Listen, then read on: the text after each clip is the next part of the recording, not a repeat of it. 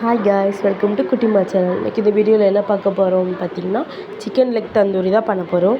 So அதுக்காண்டி கடையில் 2 chicken leg வாங்கிட்டு வந்து க்ளீன் பண்ணி நல்லா ஆழமாக லேயராக போட்டு எடுத்திருக்கேன். ஸோ அதுக்கு தேவையான மசாலா சில்லி சிக்கன் பவுடர் தான்.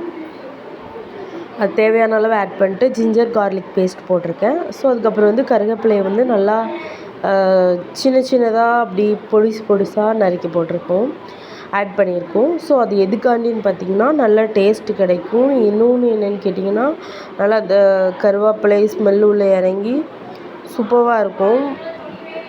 நீங்களும் இதே மாதிரி போட்டு பாருங்கள், கண்டிப்பாக அடுத்த டைம் ட்ரை பண்ணுவீங்க.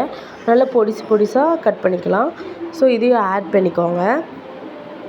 அதுக்கப்புறம் 2 டேபிள் ஸ்பூன் ஆயில், ஏற்கனவே நம்ம வந்து யூஸ் பண்ண ஆயில். இந்த மாதிரி மீன் சிக்கன் இந்த மாதிரி வறுத்துட்டு வச்ச ஆயில் போட்டிங்கன்னா மசாலா நல்லா பிடிக்கும், ஊர்ந்து வராது. ஸோ அதனால தான் சேர்க்குறோம் அந்த எண்ணெய்.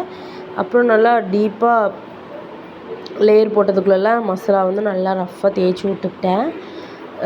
ஸோ பாருங்கள், இதுதான் ஃபைனல் லுக். இனிமேல் வந்துட்டு நம்ம ஒரு 1/2 அன் ஹவர் இல்லை 1/4 ஹவர் அப்படி ஊற வச்சுக்கலாம். ஸோ நான் ஒரு 1/2 அன் ஹவர் ஊற வச்சுக்கிட்டேன். எடுத்து நல்லா கொதிக்கிற எண்ணெயில் போட்டேன். ஸோ எண்ணெய் அந்த கலரில் இருக்குதுன்னு பார்த்திங்கன்னா, அது ஏற்கனவே சிக்கன் பொரிச்சிட்டு வந்த எண்ணெய் தான். ஸோ ஃபைனலாக நமக்கு சிக்கன் லெக் தந்தூரி ரெடி ஆகிடுச்சு ஃப்ரெண்ட்ஸ். இப்படி தான் இருந்துச்சு. வேறு லெவல் டேஸ்ட்டில் இருந்து. இந்த பிளாக்காக இருக்கிறதுல கருவேப்பிலை பாருங்கள், சூப்பராக இருந்துச்சு, கிறிஸ்பியாகவும் இருந்துச்சு, மொறுன்னு. ஸோ இதேமாதிரி நீங்களும் வீட்டில் ட்ரை பண்ணி பாருங்கள். பாய்.